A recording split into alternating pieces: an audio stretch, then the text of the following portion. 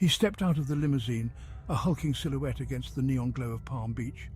They called him the Standover Man, a moniker earned from years of squeezing debts and silencing whispers in the darkest corners of the city.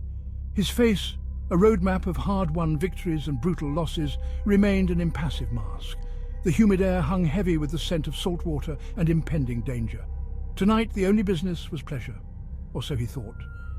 The Palm Beach Club pulsed with a frenetic energy, a cacophony of clinking glasses, hushed conversations, and the tantalizing whir of slot machines. He moved through the opulent space with a practiced ease, each step measured, each glance a silent decree. The air crackled with anticipation. A high-stakes game awaited, a chance to test his luck and outmaneuver his rivals. Tonight the stakes were higher than ever. He found his usual table, a secluded corner away from the prying eyes and loose lips. His crew, two burly men with eyes that missed nothing, took their positions. They were his shadows, always vigilant, always ready. He settled into the plush leather chair, a grim smile playing on his lips. The game was about to begin, and he had a feeling tonight was going to be legendary. The roulette wheels spun, a mesmerizing dance of fate and chance. He placed his bet, a stack of high-denomination chips on the number 13. A murmur rippled through the onlookers. 13, the gambler's curse, a number whispered with fear and reverence. Not tonight. Tonight it felt like a beacon, calling out to him. The ball clattered, slowing its frantic dance, finally settling with a decisive click. Black 13. The Standover Man had won again. The air hung heavy with the scent of jasmine and expensive perfume. She was waiting for him, a vision in red silk in a secluded booth bathed in the dim glow of a flickering candle.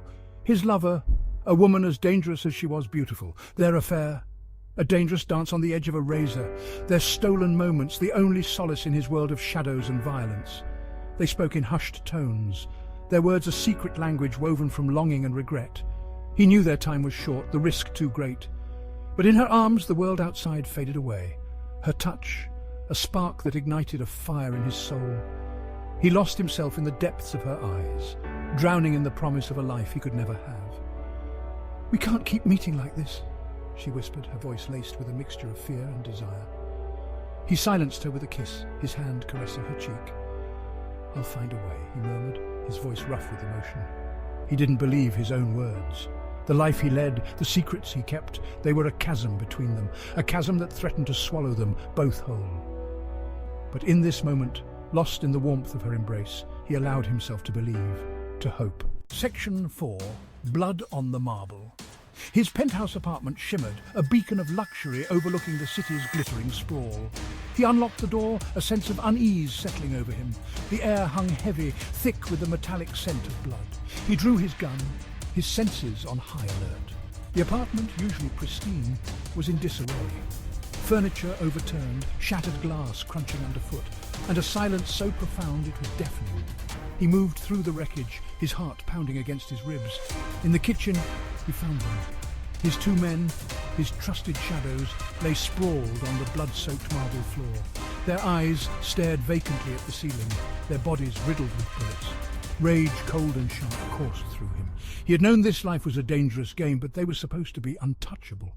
He heard a noise, a soft rustle coming from the bedroom. He crept towards the sound, his gun raised. The door creaked open, revealing a figure silhouetted against the moonlight streaming in from the window. They turned, and he found himself staring down the barrel of a gun. "Who are you?" he growled, his voice dangerously low. "You should learn to keep better company," the figure sneered, their voice a chilling whisper. Section 5. The call.